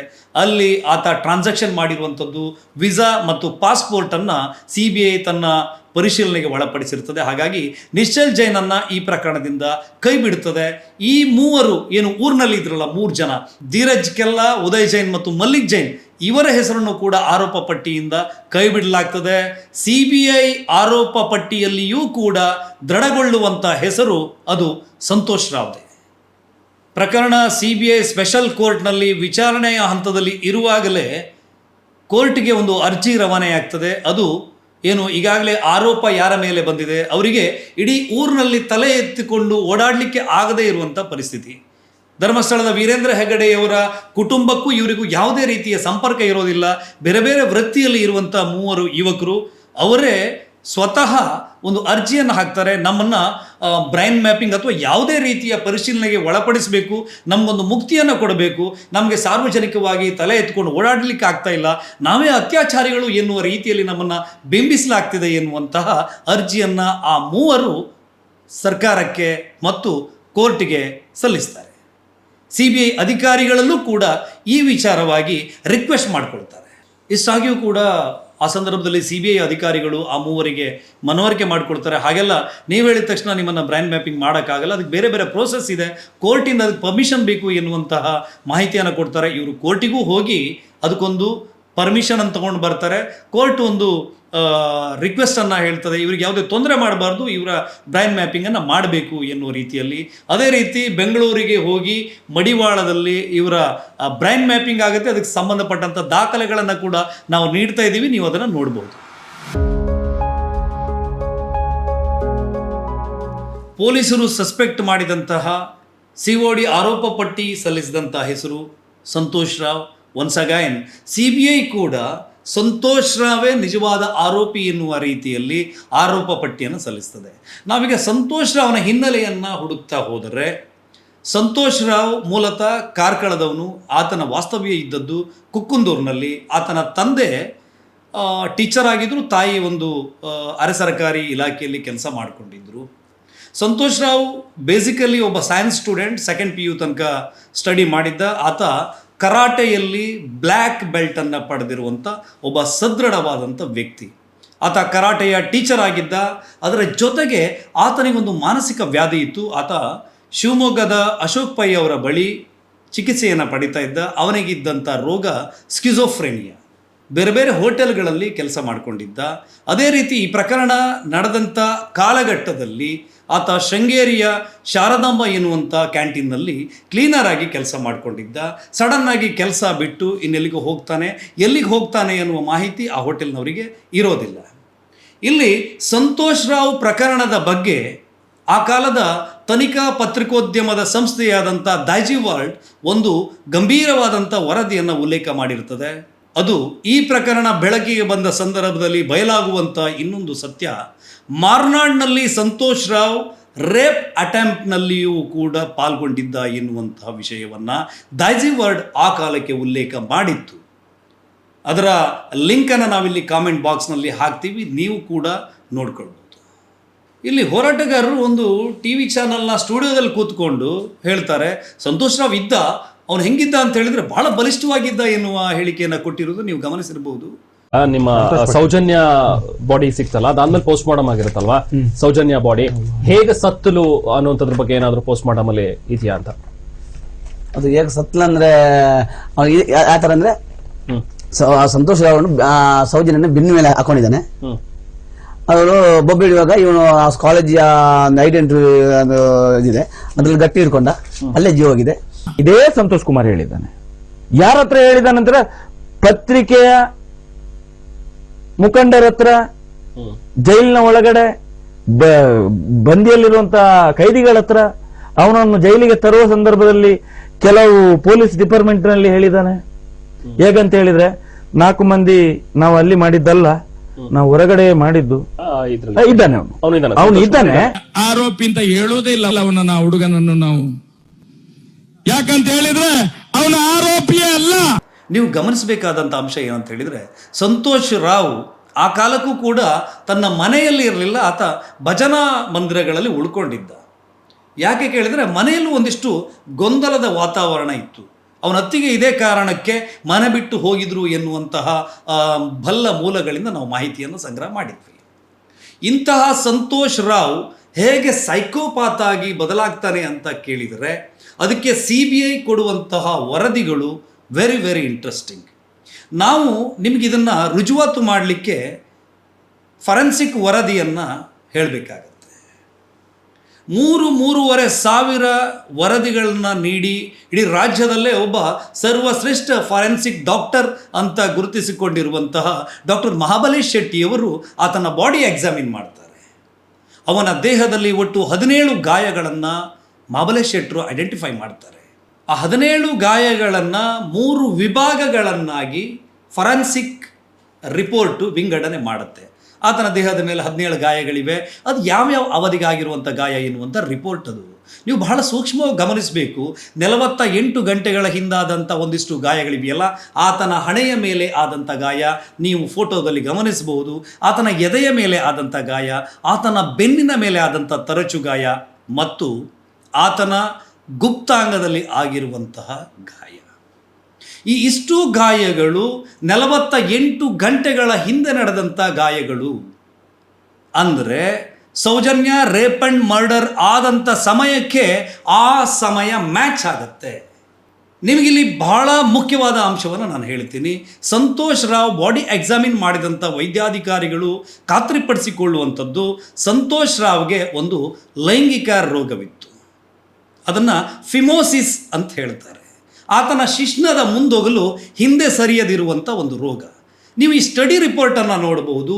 ಫಿಮೋಸಿಸ್ ಇರುವಂತಹ ಬಹುತೇಕ ವ್ಯಕ್ತಿಗಳಲ್ಲಿ ಒಂದು ಲೈಂಗಿಕವಾದಂಥ ವಿಕೃತಿ ಇರುವುದು ಸಾಬೀತಾಗಿದೆ.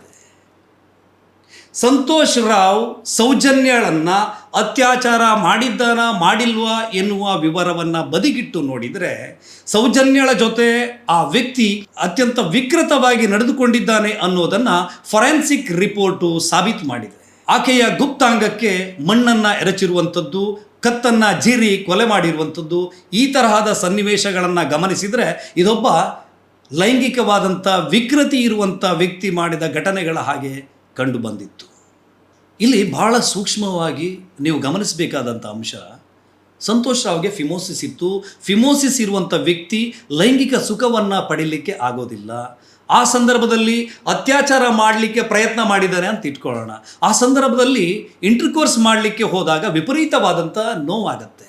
ಆ ಸಂದರ್ಭದಲ್ಲಿ ಆ ವ್ಯಕ್ತಿ ಮೊದಲೇ ಮಾನಸಿಕವಾದಂಥ ಅಸ್ವಾಸ್ಥ್ಯನಾಗಿರುವಂಥ ವ್ಯಕ್ತಿ ವ್ಯಗ್ರಗೊಳ್ತಾನೆ. ವ್ಯಗ್ರಗೊಂಡಾಗ ಈ ವಿಕೃತಿಯನ್ನು ನಡೆಸಿದ್ದಾನೆ ಎನ್ನುವುದು CBI ಅಧಿಕಾರಿಗಳ ಮತ್ತು ಫಾರೆನ್ಸಿಕ್ ವೈದ್ಯಾಧಿಕಾರಿಗಳ ಅನಿಸಿಕೆ ಮತ್ತು ಅದೇ ರೀತಿಯಲ್ಲಿ ಅವರು ವರದಿಯನ್ನು ಕೂಡ ಬರೀತಾರೆ. ಸಂತೋಷ್ ರಾವೇ ನಿಜವಾದ ಆರೋಪಿ ಎನ್ನುವುದನ್ನು CBI, COD, ಪೊಲೀಸ್ ಎಲ್ಲ ಕಡತಗಳು ಮತ್ತೆ ಮತ್ತೆ ರುಜುವಾತು ಮಾಡ್ತಲೇ ಇವೆ. ನೀವು ಇದನ್ನು ಗಮನಿಸಬೇಕಾಗತ್ತೆ. ಸಂತೋಷವನ್ನೇ ಯಾಕೆ ಆರೋಪಿ ಅಂತ ನೀವು ಹೇಳ್ತೀರಿ ಅಂತ ಕೇಳಿದರೆ, ಅವನೇ ಆರೋಪಿ ಅಂತ ಹೇಳೋಕ್ಕೆ, ಅವನೇ ಆರೋಪಿ ಅಂಥೇಳಿ ನಿಖರವಾಗಿ ಸಾರಲಿಕ್ಕೆ ಬೇಕಾದಷ್ಟು ಸಾಕ್ಷಿಗಳು, ಆಧಾರಗಳು, ದಾಖಲೆಗಳು ನಮ್ಮಲ್ಲಿವೆ. ನಮ್ಮಲ್ಲಿ ಅಂತ ಹೇಳಿದರೆ CBI ಚಾರ್ಜ್ ಶೀಟ್ನಲ್ಲಿದೆ, COD ಚಾರ್ಜ್ ಶೀಟ್ನಲ್ಲಿದೆ. ಆ ಎಲ್ಲ ಡಾಕ್ಯುಮೆಂಟ್ಗಳನ್ನು ನಾವು ಕೂಡ ಪರಿಶೀಲನೆ ಮಾಡಿದ್ದೀವಿ. ಸಂಬಂಧಪಟ್ಟಂಥ ವೈದ್ಯಾಧಿಕಾರಿಗಳನ್ನು ಖುದ್ದು ಹೋಗಿ ಮಾತಾಡಿಸಿದ್ದೀವಿ. ಆ ಸಂದರ್ಭದಲ್ಲಿ ತನಿಖೆಯಲ್ಲಿ ಇದ್ದಂಥ ಎಲ್ಲ ಅಧಿಕಾರಿಗಳನ್ನ ಕೂಡ ಮಾತಾಡಿಸಿದ್ದೀವಿ. ಆ ದಾಖಲೆಗಳನ್ನು ರಿಪೀಟೆಡ್ಲಿ ನಾವು ಸರ್ಚ್ ಮಾಡಿದ್ದೀವಿ. ಸಂತೋಷ್ ರಾವ್ನ ಮನೆಗೂ ಕೂಡ ಹೋಗಿ ಅವರ ತಂದೆಯನ್ನು ಭೇಟಿ ಮಾಡಿ ಆತನಿಗೆ ಇದ್ದಂಥ ಫಿಸಿಕಲ್ ಸ್ಟ್ರೆಂತನ್ನು ಕೂಡ ನಾವು ಅವರ ಬಾಯಿಂದಲೇ ಕೇಳ್ಕೊಂಡು ಬಂದಿದ್ದೀವಿ. ಎಲ್ಲಿ ಕಲ್ತಿದ್ದವರು? ಕಾರ್ಕಳದಲ್ಲೇ. ಬ್ಲಾಕ್ ಬೆಲ್ಟ್ ಹೌದಾ ಅಥವಾ ಸ್ವಲ್ಪ ಕಲ್ತಿದ್ದ? ಇಲ್ಲ, ಬ್ಲಾಕ್ ಬೆಲ್ಟ್ ಸಿಕ್ಕಿದೆ ಅವನಿಗೆ. ಬೆಲ್ಟ್ ಸಿಕ್ಕಿದೆ. ಬ್ಲಾಕ್ ಬೆಲ್ಟ್ ಆಗಿ ಮತ್ತೆ 3 ಡ್ಯಾನ್ ಆಗಿದೆ. ಸಂತೋಷ್ ರಾವ್ ಈ ಸಂದರ್ಭದಲ್ಲಿ ಬ್ರೈನ್ ಮ್ಯಾಪಿಂಗ್ ಟೆಸ್ಟ್ಗೆ, ಆ ಪರಿಶೀಲನೆಗೆ ಒಳಪಡಲಿಕ್ಕೆ ಒಪ್ಪೋದಿಲ್ಲ. ತನ್ನ ವಕೀಲರ ಮೂಲಕ ನಿರಾಕರಣೆಯ ಅರ್ಜಿಯನ್ನು ದಾಖಲಿಸ್ತಾರೆ. ಆ ಡಾಕ್ಯುಮೆಂಟನ್ನು ನೀವು ನೋಡಬಹುದು. ಯಾಕೆ ಹಾಗಿದ್ರೆ ಬ್ರೈನ್ ಮ್ಯಾಪಿಂಗಿಗೆ ಯಾಕೆ ಸಂತೋಷ್ ಒಪ್ಪೋದಿಲ್ಲ? ನಾರ್ಕೋ ಟೆಸ್ಟ್ಗೆ ಸಂತೋಷ್ ಯಾಕೆ ಒಪ್ತಾ ಇಲ್ಲ? ಇವತ್ತಿಗೂ ಕೂಡ ಹೋರಾಟಗಾರರು ಆತನನ್ನು ಒಪ್ಪಿಸಬಹುದಿತ್ತಲ್ಲ, ಯಾಕೆ ಮಾಡ್ತಾ ಇಲ್ಲ ಅದನ್ನು? ಆತನಿಗೆ ಮಾನಸಿಕವಾದಂಥ ಅಸ್ವಾಸ್ಥ್ಯ ಇರೋ ಕಾರಣಕ್ಕೆ ಆತ ಅದಕ್ಕೆ ಒಳಪಡ್ತಿಲ್ಲ ಎನ್ನುವಂತಹ ಸುಳ್ಳು ಹೇಳಿಕೆಗಳನ್ನು ನೀಡುತ್ತಲೇ ಬಂದಿದ್ದಾರೆ. ಅಸಲು ಕತೆ ಏನಂತ ಹೇಳಿದರೆ, ಒಂದು ವೇಳೆ ಆರೋಪಿ ಬ್ರೈನ್ ಮ್ಯಾಪಿಂಗಿಗೆ ನಾರ್ಕೋ ಟೆಸ್ಟ್ಗೆ ಒಪ್ಪದೇ ಇದ್ದಾಗ ಫಾರೆನ್ಸಿಕಲ್ ಸೈಕಲಾಜಿಕಲ್ ಅಸೆಸ್ಮೆಂಟ್ ಅಂತೇಳಿ ಒಂದು ಮಾಡ್ತಾರೆ. CBIನ HOD ಡಾಕ್ಟರ್ ರೂಪಾಲಿ ಚೆನ್ನೈಯಿಂದ ಬಂದು ಪ್ರಿಸನ್ನಲ್ಲಿ ಕೂತು ಸಂತೋಷ್ ರಾವನ್ನು ಆ ತನಿಖೆಗೆ ಒಳಪಡಿಸ್ತಾರೆ. ನೀವು ಇದನ್ನು ಬಹಳ ಗಂಭೀರವಾಗಿ ಗಮನಿಸಬೇಕಾದಂಥ ವಿಷಯ. ಆ ಸಂದರ್ಭದಲ್ಲಿ ರೂಪಾಲಿಗೆ ಮೇಲಿಂದ ಮೇಲೆ ಅನುಮಾನಗಳು ಗಟ್ಟಿಯಾಗ್ತಾ ಹೋಗ್ತದೆ. ಸಂತೋಷ್ ರಾವನ್ನು ಸಡನ್ನಾಗಿ ಕೇಳ್ತಾರೆ, ಆ ಕಾಲುವೆಯಲ್ಲಿ ನೀರಿತ್ತಲ್ಲ, ನೀನು ಅವಳನ್ನು ಹೆಂಗೆ ಎತ್ಕೊಂಡು ಹೋಗ್ತೀಯ ಅಂತ ಸಡನ್ನಾಗಿ ಒಂದು ಕ್ವಶನ್ನ ಅವನಿಗೆ ಎಸ್ದಾಗ ಅವನು ಸಡನ್ನಾಗಿ ಒಂದು ರಿಯಾಕ್ಟ್ ಮಾಡ್ತಾನೆ. ಆ ಸಂದರ್ಭದಲ್ಲಿ ಆ್ಯಂಕಲ್ಗಿಂತ ಕೆಳಗೆ ನೀರಿತ್ತು ಅಂತೇಳಿ ಹೇಳ್ತಾನೆ. ಅಲ್ಲಿ ಜನ ಓಡಾಡ್ತಿರುವಂಥ ರಸ್ತೆ ಅಲ್ವಾ, ನೀನು ಎತ್ಕೊಂಡು ಹೋಗುವಾಗ ಯಾರು ನೋಡಲಿಲ್ವಾ ಅಂತೇಳಿ ರೂಪಾಲಿ ಅವ್ರು ಕೇಳ್ತಾರೆ. ಅದಕ್ಕೆ ಸಂತೋಷ್ ರಿಯಾಕ್ಷನ್ ಏನಿತ್ತು ಅಂತೇಳಿದರೆ, ಅದು ಡೀಪ್ ಟರ್ನಿಂಗಲ್ಲಿತ್ತು ಎನ್ನುವಂಥದ್ದು. ಆತ ಕೊಡುವಂಥ ಉತ್ತರಗಳನ್ನು ಗಮನಿಸಿದ ರೂಪಾಲಿಯವರು ಬಹಳ ಗಂಭೀರವಾಗಿ ಸಸ್ಪೆಕ್ಟ್ ಮಾಡ್ತಾರೆ. ಈತ ದಾರಿ ತಪ್ಪಿಸುವಂತಹ ಹೇಳಿಕೆಯನ್ನು ನೀಡ್ತಾ ಇದ್ದಾನೆ, ಈತ ತಪ್ಪಿತಸ್ಥನೇ ಇದ್ದಾನೆ ಎನ್ನುವಂತಹ ತೀರ್ಪನ್ನು ಡಾಕ್ಟರ್ ರೂಪಾಲಿಯವರು ದಾಖಲಿಸ್ತಾರೆ. ಆದರೆ ವೀಕ್ಷಕರೇ, ಬಹಳ ದೊಡ್ಡ ತಪ್ಪನ್ನು ಪ್ರಾಸಿಕ್ಯೂಷನ್ ಮಾಡ್ತದೆ ಇಲ್ಲಿ. ಪಬ್ಲಿಕ್ ಪ್ರಾಸಿಕ್ಯೂಟರು ಈ ಅದ್ಭುತವಾದಂಥ ರೆಕಾರ್ಡ್, ಸಂತೋಷ್ ರಾವೇ ನಿಜವಾದ ಆರೋಪಿ ಎನ್ನುವುದನ್ನು ಖಾತ್ರಿಪಡಿಸಲಿಕ್ಕೆ ಇರಬಹುದಾದಂಥ ಗಟ್ಟಿಯಾದಂಥ ದಾಖಲೆಯನ್ನು ಆ ಜಡ್ಜಸ್ನ ಟೇಬಲ್ಗೆ ತಲುಪಿಸೋದೇ ಇಲ್ಲ. ಅದಾದರೂ ಯಾಕೆ? ನಿಮಗೆ ರೂಪಾಲಿ ಅವರು ಭಾಳ ಸ್ಪಷ್ಟವಾಗಿ ಹೇಳ್ತಾರೆ, ಆತನನ್ನು ಎನ್ಕ್ವೈರಿ ಮಾಡುವಾಗ, ಆತನ ಹಾವಭಾವ ತನಿಖೆ ಮಾಡುವಾಗ ಅದರದ್ದೇ ಆದಂಥ ಒಂದು ಮಾರ್ಗಸೂಚಿಗಳಿವೆ. ಆ ಸಂದರ್ಭದಲ್ಲಿ ಸೈಕಿಯಾಟ್ರಿಸ್ಟ್ ಸರಿಯಾಗಿ ಗಮನಿಸ್ತಾರೆ, ಇವನು ಸುಳ್ಳು ಹೇಳ್ತಾ ಇದ್ರೆ ಅವನ ಯಾವ ಕಾಲು ಅಲಗಾಡ್ತಾ ಇದೆ, ಅವನು ಯಾವ ರೀತಿ ರಿಯಾಕ್ಷನ್ ಕೊಡ್ತಾನೆ, ಇದನ್ನೆಲ್ಲವನ್ನು ಕೂಡ ಸ್ಟಡಿ ಮಾಡಿ ಕೊಟ್ಟಿರುವಂಥ ರಿಪೋರ್ಟನ್ನು ಜಡ್ಜಸ್ ಟೇಬಲ್ಗೆ ತಲುಪಿಸದೇ ಇರುವಂಥದ್ದು ಪಬ್ಲಿಕ್ ಪ್ರಾಸಿಕ್ಯೂಟ್ರು. ಇನ್ನೊಂದು ಮುಖ್ಯವಾದ ಅಂಶ, ಸಂತೋಷ್ ಸುಲಭವಾಗಿ ಇದನ್ನು ಹೆಂಗೆ ತಪ್ಪಿಸ್ಕೊಳ್ತಾನೆ, ಅವನಷ್ಟು ಪ್ರಭಾವಿನ ಎನ್ನುವಂಥ ಪ್ರಶ್ನೆಯನ್ನು ಕೇಳ್ತಾ ಇದ್ದಾರೆ. ಸಂತೋಷ್ ರಾವ್ ಪ್ರಭಾವಶಾಲಿ ಅಲ್ಲದೇ ಇರಬಹುದು, ಆದರೆ ಪ್ರಭಾವಶಾಲಿಗಳು ಶತಾಯಗತಾಯ ಸಂತೋಷ್ ರಾವನ್ನು ಜೈಲಿನಿಂದ ಬಿಡಿಸ್ಕೊಂಡು ಬರಲೇಬೇಕು ಅಂಥೇಳಿ ಪಣ ತೊಟ್ಟಿದ್ರು, ಆ ಕೆಲಸವನ್ನು ಅವರು ಮಾಡಿದ್ರು. ಯಾರು ಅನ್ನೋದನ್ನು ಈ ದಾಖಲೆ ಮೂಲಕ ನೋಡ್ಕೊಂಡು ಬನ್ನಿ. ದೇವರ ರೂಪದಲ್ಲಿ ಒಬ್ಬ ಲಾಯರ್ ಬಂದು ನಿಮ್ಮನ್ನ ಕಾಪಾಡ್ತಾನೆ ಅನ್ನೋದಕ್ಕೆ ಜಡ್ಜ್ ರೇಖಾ ಅನ್ನುವಂತ ಜಡ್ಜ್ ಲಾಯರ್ ಅಲ್ಲ, ಸಂತೋಷ್ ರಾವ್ಗೆ ಪರವಾಗಿ ವಾದಿಸಿದ ಒಬ್ರು ಲಾಯರ್ ಪುತ್ತೂರು ಮೂಲದವರು, ಅವರು ಸುಳ್ಯದವರು, ಮೋಹಿತ್ ಅಂತ ಹೇಳಿ. ನಾನೇ ಇದು ಅವನನ್ನು ಜೈಲಿಂದ ತಂದದ್ದೇ ನಾನೇ, ಅದರ ಪೂರ್ತಿ ಖರ್ಚು ಮಾಡಿದ್ದೇ ನಾನೇ. ಆದ್ರೂ ಮೋಹಿತ್ ಹಣ ಪಡೆಯದೆ ಸ್ವಲ್ಪ ಕೆಲಸ ಮಾಡಿದ. ಮೋಹಿತ್ ಹಣ ಪಡೆಯದೆ ಕೆಲಸ ಮಾಡಿದವರು, ಪಡೆದು ಕೆಲಸ ಮಾಡಿದವರು ಬೇರೆ ಇದ್ರೆ ಅದರಲ್ಲಿ ಡಬಲ್ ಗೇಮ್ ಆಗಿದೆ. ಈ ಪ್ರಕರಣದಲ್ಲಿ ಪಬ್ಲಿಕ್ ಪ್ರಾಸಿಕ್ಯೂಟರು ಯಾಕೆ ಸಂತೋಷ್ ರಾವ್ ಪರವಾಗಿ ನಿಲ್ತಾರೆ ಅಂತ ಕೇಳಿದರೆ, ಪ್ರಭಾವಶಾಲಿಗಳು ನಿಂತಿದ್ರಲ್ವ ಸಂತೋಷ್ ರಾವ್ ಪರವಾಗಿ, ಅವರು ವಿಠಲ್ ಗೌಡ್ರ ಮೂಲಕ ಪಬ್ಲಿಕ್ ಪ್ರಾಸಿಕ್ಯೂಟರ್ಗೆ ಏನಾದರೂ ತಲುಪಿಸಿದ್ರ? ಅದು ನಮ್ಮ ತನಿಖೆಯ ಮೂಲಕ ಸಾಬೀತಾಗಿತ್ತು. ಅದನ್ನು ಕೂಡ ನೀವು ಒಂದು ಸಾರಿ ಕಣ್ಣು ಹಾಯಿಸ್ಕೊಂಡು ಬಂದರೆ ಚೆನ್ನಾಗಿರುತ್ತೆ. ನಮಗೆ 1 ಕೋಟಿ ಮೇಲೆ ಖರ್ಚಾಗಿದೆ. CBI ಅಲ್ಲಿ ಆಫೀಸರ್ಸ್ ಅದೆಲ್ಲ ಎಲ್ಲೆಲ್ಲಿ ಹೋಗ್ಬೇಕು, ಲಾಯರ್ಗೆ ಒಂದು ಲಾಯರ್ 1.5 ಲಕ್ಷ ಬೇಕು. CBI ಕಡೆಯಿಂದ ಲಾಯರ್ನು ಮಾತಾಡಿಸ್ಬೇಕು, ಅವರಿಗೂ ಏನಾದರೂ ಕೊಡ್ಬೇಕಲ್ವಾ? ಅಲ್ವಾ? ಅದೆಲ್ಲ ಇರ್ತದೆ, ಅದನ್ನ ನಾವು ಈಗ ಮಾಡ್ಲಿಕ್ಕೆ ಹೇಳಿಕ್ಕೆ ಆಗ್ತದೆ. ಹೌದು. ಅದೆಲ್ಲ ತೀರ್ಪೆಲ್ಲ ಇಷ್ಟು ಸ್ಟ್ರಾಂಗ್ ಆಗಿ ಬರಬೇಕಿದ್ರೆ ಏನಾದ್ರು ಮಾತಾಡಿರ್ತೀರಿ. ಲಾಸ್ಟಿಗೆ CBI ಡಿಪಾರ್ಟ್ಮೆಂಟ್ ಎಲ್ಲ ನಿಮ್ಗೆ ಒಳ್ಳೆ ನಿಮ್ಮ ಫಾರ್ ಇದ್ರ? ಲಾಸ್ಟಿಗೆ ನಮ್ಗೆ ಅವರ ವಕೀಲರು ನಿಮ್ಮ ಫಾರ್ ಮಾಡಿದ್ರ? ವಕೀಲರು ಮಾತ್ರ ಅಷ್ಟೇ ಮಾಡಿದ್ರಲ್ಲ. CBI ಒಳ್ಳೆಯವರ ಅವರು ವಕೀಲರು? ಊರ್ನವ್ರೆ. ಹೌದಾ? ಹೌದು. CBI ವಕೀಲರು ಊರ್ನವರೇ. ಇವರು ಸಂತೋಷ್ ರಾವ್ ಊರ್ನವ್ರೆ. ಅಲ್ಲಲ್ಲ, ಈಗ CBI ಕಡೆಯಿಂದ ಒಬ್ಬ ವಕೀಲರು ಇರ್ತಾರಲ್ಲ, ಅದೇ PP ಅವರು ಸಪೋರ್ಟ್ ಮಾಡಿದ್ರ? ಸಪೋರ್ಟ್ ಮಾಡಿದಾರ. ಅವ್ರು ಮಾಡಿದಕ್ಕೋಸ್ಕರ ಒಂದು ಹೆಲ್ಪ್, ಈ ತರ ಒಂದು ರಿಪೋರ್ಟ್ ಬಂದು, ತೀರ್ಪು ಬಂತು. ಹೌದು. ಈ ಸಂದರ್ಭದಲ್ಲಿ ಮತ್ತೆ ಹೋರಾಟಗಾರರು ಸಂತೋಷ್ ರಾವ್ ಪರವಾಗಿ ಒಂದು ಮಾಸ್ ಸಿಂಪತಿಯನ್ನು ಪಡೆಯುವ ಸಲುವಾಗಿ 11 ವರ್ಷ ನಿರಪರಾಧಿಯೊಬ್ಬ ಜೈಲಲ್ಲಿ ಕೊಳೆದ ಅಂತೇಳಿ ಹೇಳ್ತಾ ಇದ್ರು. ಆದರೆ ಸಂತೋಷ್ ರಾವ್ 11 ವರ್ಷಗಳ ಕಾಲ ಜೈಲಲ್ಲಿ ಇರಲೇ ಇಲ್ಲ. ಆ ನಡುವೆ ಆತನಿಗೆ ಜಾಮೀನು ಮಂಜೂರಾಗಿತ್ತು. ಜಾಮೀನನ್ನು ಕೊಡಿಸಿದ್ದು ಕೂಡ ಮಹೇಶ್ ಶೆಟ್ಟಿ, ತಿಮ್ರೋಡಿ ಅಂಡ್ ಗ್ಯಾಂಗ್. ನೀವಿಲ್ಲಿ ಗಮನಿಸಬೇಕಾದ ಅಂಶ ಏನು ಅಂತ ಹೇಳಿದರೆ, ಸಂತೋಷ್ ರಾವ್ ಈ ಪ್ರಕರಣದಲ್ಲಿ ಬೆನಿಫಿಟ್ ಆಫ್ ಡೌಟ್ ಆಧಾರದ ಅಡಿಯಲ್ಲಿ ಹೇಗೆ ಬಿಡುಗಡೆಯಾಗ್ತಾನೆ ಕೇಳಿದರೆ, ವಿಟ್ನೆಸ್ ಹಾಸ್ಟೆಲ್ ಅಂತ ಹೇಳಿ ನ್ಯಾಯಾಂಗ ವ್ಯವಸ್ಥೆ ಇದನ್ನು ಉಲ್ಲೇಖಿಸ್ತದೆ.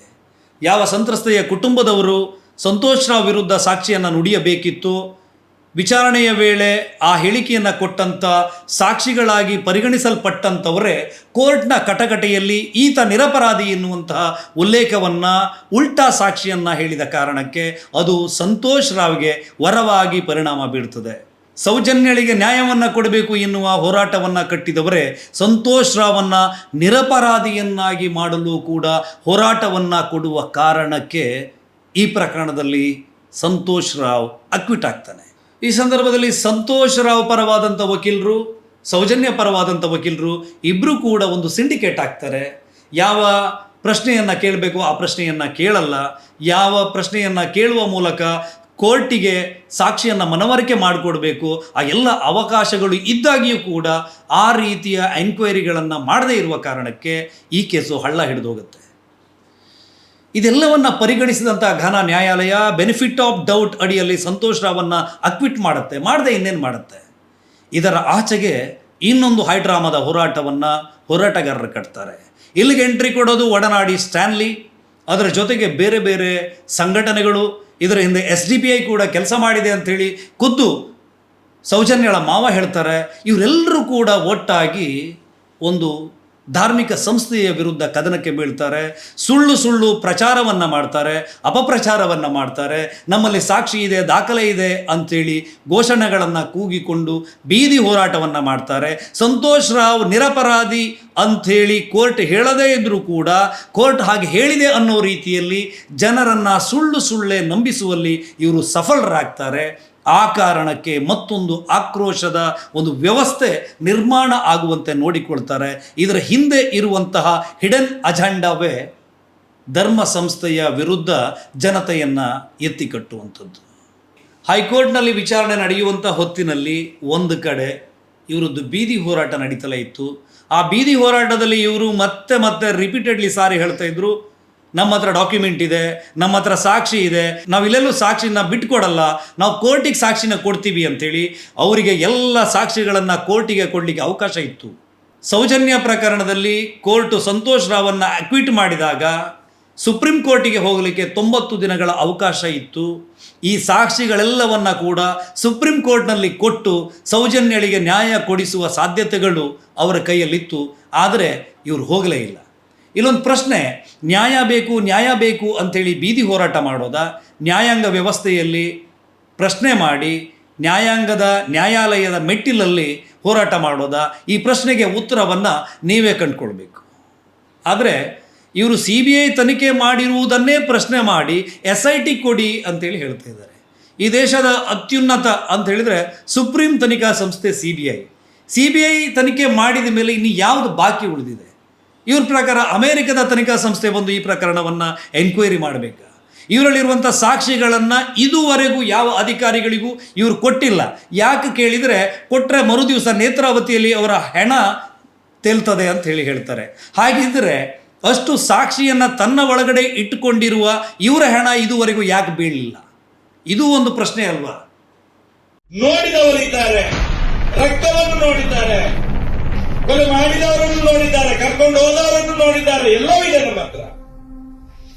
ಹೆಣ ತಂದಾಕಿದವರಿದ್ದಾರೆ ನಮ್ಮ ಹತ್ರ. ಏನು ಸೌಜನ್ಯನ ಬಾಡಿಯನ್ನು ಎಲ್ಲೋ ಕೊಲೆ ಮಾಡಿ ತಂದು ಜೀವಂತವಾಗಿ ಅಲ್ಲಿ ಹಾಕಿದವರು ಕೂಡ ಇದ್ದಾರೆ.